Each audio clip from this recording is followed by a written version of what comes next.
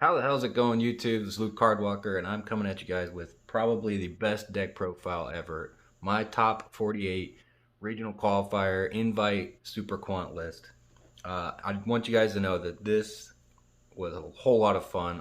All yesterday at regionals, it was a total gauntlet. Every single matchup I had was a different deck, so I didn't play the same deck twice, and it was absolutely incredible.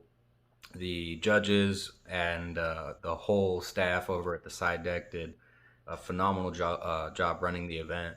Everything from pre-registration, you when you pre-register, you put your deck list in already. So as soon as you get to the event, you just walk in, show your ID, and they hand you your packs, and you're done. Like it was so super smooth, super simple, and we actually got started like 30 minutes after the time that we were supposed to start. But if you've been to a regional, you know that that is like super fast. So shout out to those guys. They did a great job. None of my matches were really free.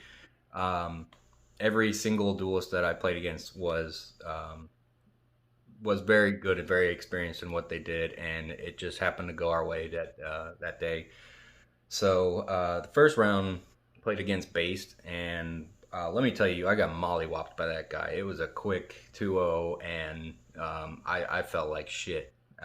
You never feel good losing in round one because then you're playing catch up for the rest of the day. Um, but it was a good thing in hindsight because you kind of gave me that drive to keep going and make sure I can push through it. Round two, Dark Magician. Dragoons is a hell of a card, especially in a Dark Magician deck. But thankfully, we were prepared for that and were able to get through. Round three, we played Virtual World. Still a very strong deck. Just struggles with a little bit of the grind game, honestly. Um, Round four, Sword Soul. That deck was that matchup was probably really easy. I think I got really fortunate in the draws that I had. Round five against Eldritch. I pissed that guy off, so that was really fun. You know that you're doing something right when your opponent says your deck is stupid and storms off. It's amazing. Great feeling. Round six played against Fluwander Breeze. That was probably um, my biggest fear running into the tournament was that I'd be playing against a bunch of Flunder, and that deck is so good against my deck because D Shifter exists, and if it wasn't for D Shifter, that deck probably would suck. Um, but we came out with the win on that one. So round one loss, 5 win streak after that. So that really kept me going and wanting to keep playing. And then in round seven, made it all the way up to table six, which is like the highest I've ever been at a regional. So definitely felt the pressure there. Unfortunately, I ended up going against Prank Kids, and that deck is insane right now. There's almost no way to beat that with a rogue deck, honestly, unless you draw the absolute nuts and they just draw garbage. Um, Round eight was against Tri Brigade. That was a really close matchup. We went into game three, and it was a back and forth in game three, and it was just unfortunate that he ended up top decking one of the Tri Brigades and just went off and killed me from there. But it was a really great match, really great guy. It was a lot of fun playing against him. And then round nine ended up playing against a rank 8 OTK deck. That was also a really fun match. That dude was really cool. And he ended up making Drake Lubion with Astral Karibo underneath it. So couldn't be destroyed by battle or card effects and couldn't be targeted. So what do we do? But we take it with triple tech because why not? So final record was 6-3. Ended up being exactly 48th place, and you know what? I will take it. There wasn't a single undefeated person there at the tournament. The number one guy had one loss, so it was a grind. The whole thing was a grind, but it was an amazing experience, and I'm so happy that I finally got my invite with this deck. So now we can frame it, put it on a wall, and start playing Dynamis. Anyway, let's get into this deck profile. Definitely structured this a lot different than what I've usually been playing it. And it's really thanks to my friend Preston. If you're watching this, shout out. Thanks a lot for the suggestions. Really, really changed my mindset on how the deck should be played. Instead of trying to go second in OTK or trying to go first and just turbo out Great Magnus, the game plan was really establish number one, establish the resource loop of red, white, and blue, and after that, make one Xyz so that you play under Nibiru because Nibiru is unfortunately everywhere in this format, and then three, slow the game down so that you end up in a grind game against your opponent. You really This deck does a great job in a grind game. Honestly, for such a spammy deck, it grinds so well. So let's get into the card. Let's get into the deck profile. Starting off, only 2 copies of White Layer. Only really needed the 2. Never really felt like I needed the 3rd. It's a great extender and all, but really it's just it's mostly useful for recurring that Alphen and for getting your Xyz plays off. So putting it 3, I don't feel like it's necessary anymore. That may change, but for now 2 is really good. 3 copies of Red Layer. Of course, we have to play the free body plus our Monster Reborn. I think this is probably the only one that we needed 3 because it's just a free body and you never feel bad drawing it. Because even in a simplified game state, if you have no monsters, you just summon this, add back, and then you get going again. 2 copies of Green Layer, always 2 copies, never going to be more, never going to be less. Still really great, especially now in this deck. The draw effect off of this helps so much. It just helps you dig through the deck and get more interruptions. 2 copies of blue. Only need 2 because E-Telly's at 3. So you never really want to normal summon this. You want to save your normal summon for your level 1 or for a diviner. So having 2 of these is just enough. I definitely wouldn't put it to 1 because you need to recur. Then 3 copies of Alphen. One of our normal summons. Alphen is amazing. We all know what he does. Tribute. Summon 1, send 2, and you get that engine going. 3 copies of Diviner. Amazing for this deck. So Diviner, you send off Trias Hierarchia, and then Trias in the grave tributes to the Diviner, summons itself, and then Diviner will summon out the Alphen.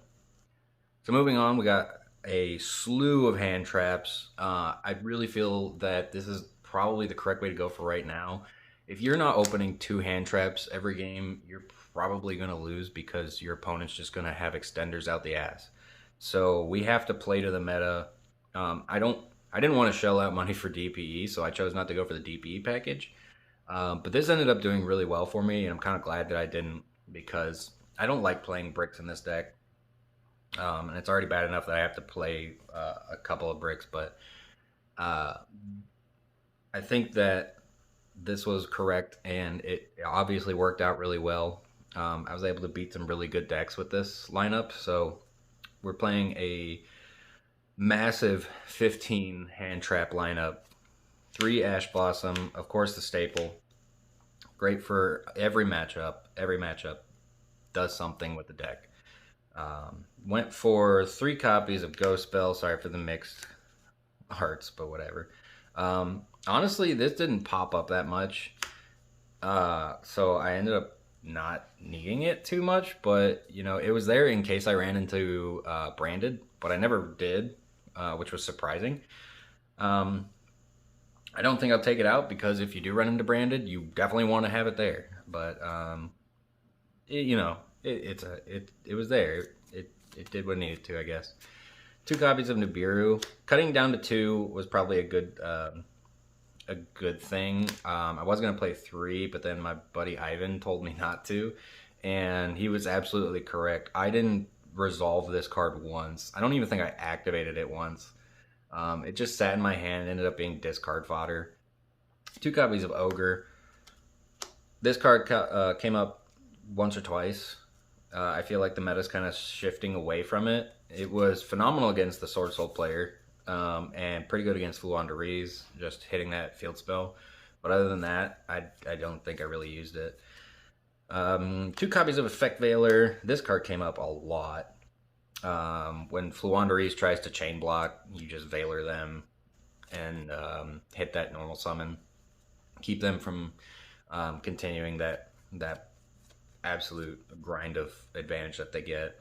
And to go with Veiler, we have two Imperm. 2 and 2 felt great. I don't feel like I needed to put either Imperm to 3 or Veiler to 3. It felt right. So moving on, we have our spell lineup. Of course, we're playing 3 copies of E-Telly, just being so free to summon out Blue Layer and get our advantage going. This card is amazing. I love it. And probably the MVP of the day was Triple Tactic Talent.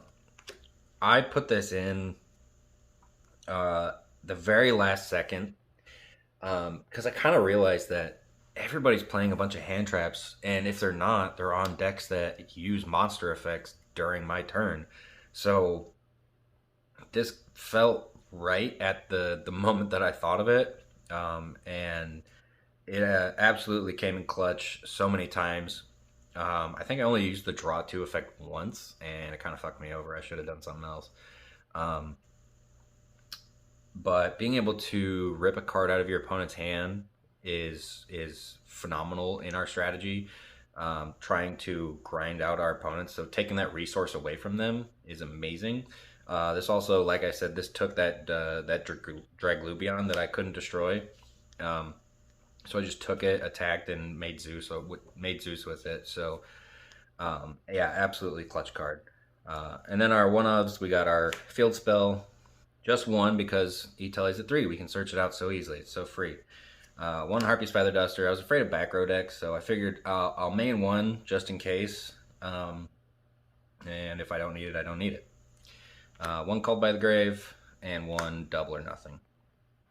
That's it for the main deck. 40 cards. Very, very simple.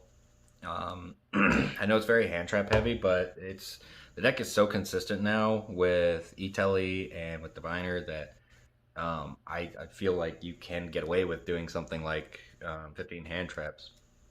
And I didn't want to do the dangers. I tried those out at the last regional I went to, and it just felt like a gamble. Like, you never know what you're gonna draw off the top, and a lot of times they end up hitting the danger anyway. So it just felt like they just didn't do enough. So I felt like going for hand traps was the right call. Onto the extra deck. So on Halqifibrax, we're playing a lot of tuners in the deck between all of the hand traps and also Diviner being a tuner. That this is just great for OTKing. One Nightmare Phoenix for the back row. I didn't use it once. I never felt like I needed to, but I also didn't play too many back row decks, so that might also be why. One Lina. Lina is amazing. I love this card because nobody wants to destroy it, because then you search out a starter card. One Celine. This works really well for us because not only is it great for an access code line, but Green Layer is a spellcaster, so you can bring back green and then green summon some other Quant from your hand, and you can just keep going off with that. One access code to round out our links. I use this maybe once or twice. Great for OTKing, great for clearing the board. Yeah, it absolutely was amazing. So that's it for the links. On to the XCs. We play one Lightning Chidori. I only played this because I couldn't figure out what the 15th card should be. So I kind of played it as a callback to the old days when this was really good for me. I made this once against the Eldritch player, and I did it just to piss him off even more, because he was very salty about losing to my deck. But other than that, I probably wouldn't play this. I thought about it a little more. I would probably play something like Baguska. Baguska would have come up so often if I would have played it. Like, I could have just made it against the Fluandereeze, and what are they going to do? If they don't have Imperm, they're done. Then the Utopia double package. Got to play these guys. Steals so many wins. I won against the Fluanderies guy because of this. You do 4 summons and then go into battle phase, and because this is a quick effect, you play around Nibiru, so it's pretty free. And then onto the Quants, we have 1 Grand Pulse, 1 Ouroboros, 1 Magnaliger, 1 Lustrex, and of course the boy himself, Great Magnus. Now, like I said, we're not trying to turbo out Great Magnus, but sometimes it's just there. Sometimes you can just so easily make it, and you're in a simplified game state that you know that your opponent doesn't have it. So even if you just make him with 4 materials, he's still a house because he's unaffected, and you're in a simplified game state. So like, what are they gonna do? They can't just extend out the ass. They don't have the cards for it. So yeah, I think it's absolutely fine. Playing the 1 brick, brick being the carrier, is fine. And the last Xyz we have, of course, we have Zeus.